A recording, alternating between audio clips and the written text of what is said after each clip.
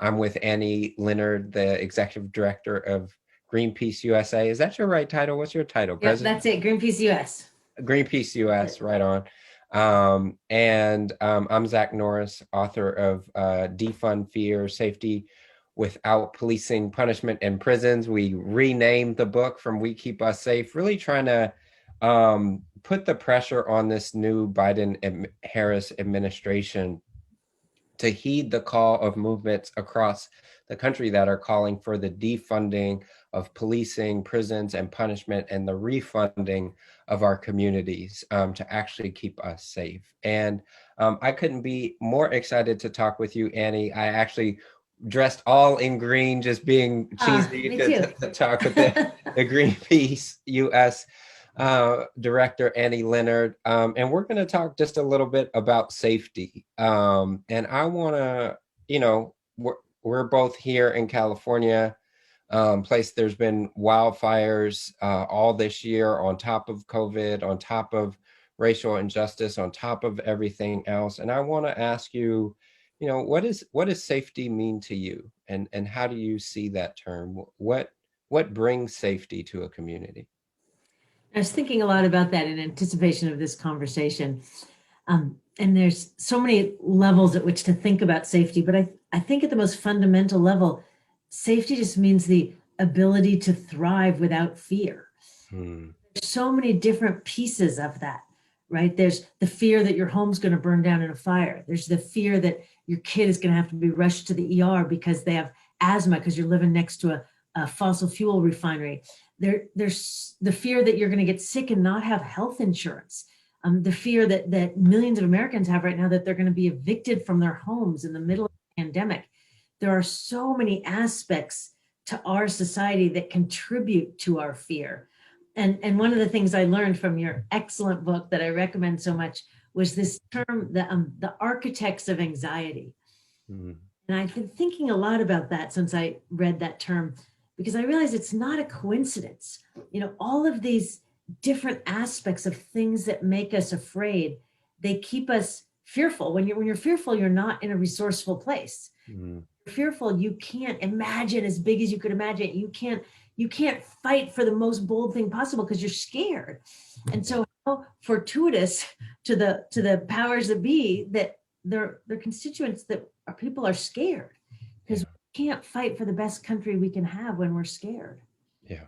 Yeah. No, I really appreciate that. And I know that in your work, like, one of the dynamics that I think is changing is that climate change is upon us, right? And for a long time, that was a dynamic where, you had to kind of convince people like, no, this is a real thing. But now, daily events are really showing it to be something that we need to be present with and to take into account.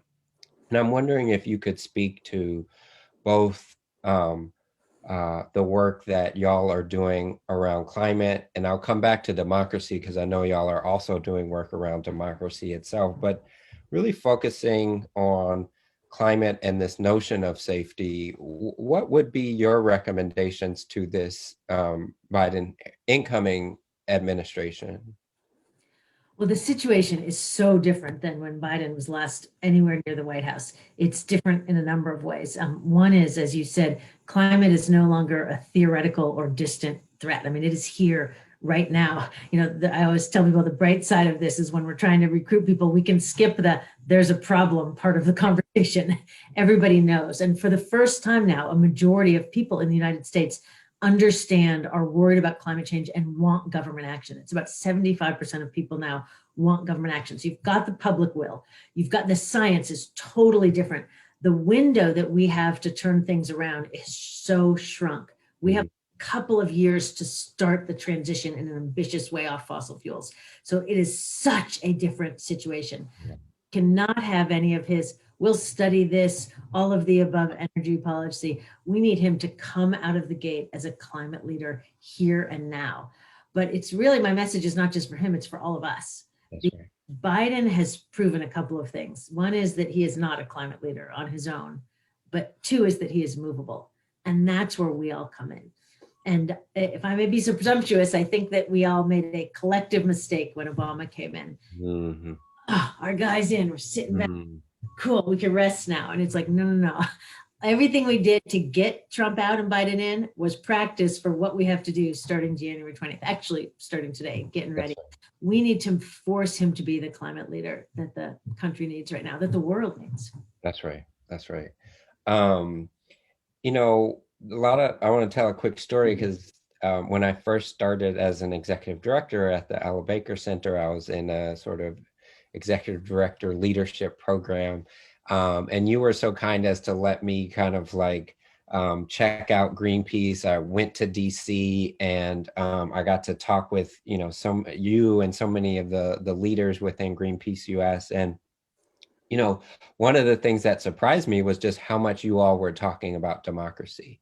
And I got to participate in a civil disobedience and support of advancing democracy with so many different organizations that I wasn't at that time aware that Greenpeace was working with. So I wonder if you could just tell me about the work that you all have been leading connected to democracy and why you think that's important. Oh my gosh, a healthy democracy is a precondition for a healthy environment. It's a precondition for basically anything good. You're trying to make our communities more safe, if you're trying to make our communities more clean, if you're trying to create good union jobs, whatever it is you're trying to do, our democracy should be the best tool that we have available. And we aren't able to use it right now because it's been hijacked by special interests like the fossil fuel industries, and because the people who most share our values are obstructed from participating. And so we want to win, which we do. We really need to win. We're sort of at an existential threat when it comes to climate right now. We have got to win this. We've got to get off fossil fuels. And the best tool we have is unavailable to us. We need to take it back. So we have a thriving democracy campaign, and not just us. We're working with hundreds and hundreds of organizations across the country. We're saying get the money out and get the people in, take our democracy back so that we can actually use it to build these safe, thriving communities.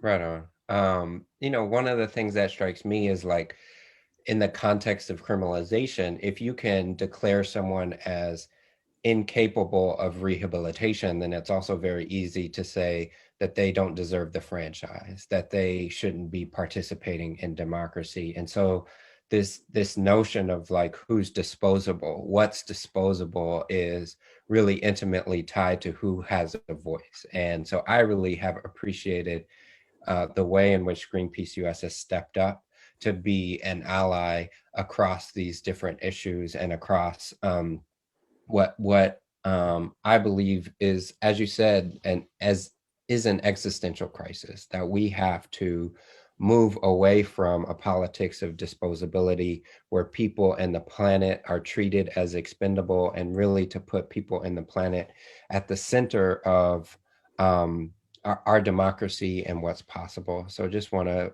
appreciate you, Annie, for the work and for your leadership. And I don't know how this is going to work, but now's the part where I'm going to ask you to do just a little bit of a plug for the book. And if you could just talk about, why you think folks should read it. I will, but I want to say one thing about the Okay, disposability. right on. Can't Good. resist on the disposability, because it's so true that this concept of othering people or treating them as less than or disposable, that definitely feeds into and enables this whole over incarceration Mhm. fanaticism this country has, but it's also core to climate change and to Mhm. environmental pollution.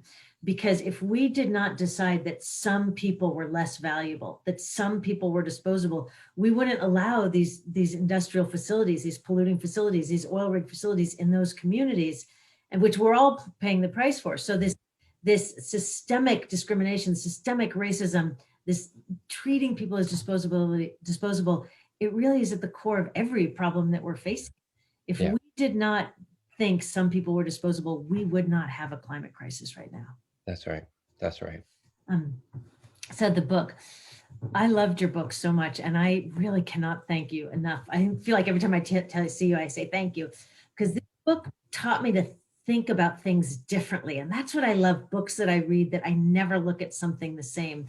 And what it really made me realize was how many of the mainstream narratives about safety I had internalized without even realizing it. Mm. And it's fascinating that there's so many sort of dominant narratives in our society that aren't correct, but they're so prevalent. They just permeate our consciousness. They permeate our education system. They permeate our media. And so we just go along with them without even questioning them because they start to be like air, they're just everywhere. But in terms of safety, I really hold myself extra accountable for having messed this up because often the dominant narratives, you need to see data to see that they're not true. But when I think about the dominant narratives of safety, if I had just checked in with myself enough, I would have realized they're not true. And that's why I am so appreciative of this book made me check in with myself because it's not like, oh, I'm buying the dominant narrative of we need more police, we need more jails. And then I look at the data. If I ask myself what makes me safe, it's not more police and more jail. If I ask myself what makes me and my community secure, it's clean air. It's knowing my neighbors. It's having access to safe lanes for my kids to ride their bike in. All of these things. So I even knew that the dominant narrative wasn't right, but I hadn't reconciled that within me until I read your book. And I'm never going to think about safety the same way again. And so for that, I'm just so enormously grateful. Oh, Annie, that's so sweet. I really appreciate that. And that's one of the reasons why often myself, as well as other folks who work in this world of fighting criminalization, we start different presentations with just think of a time when you actually felt safe.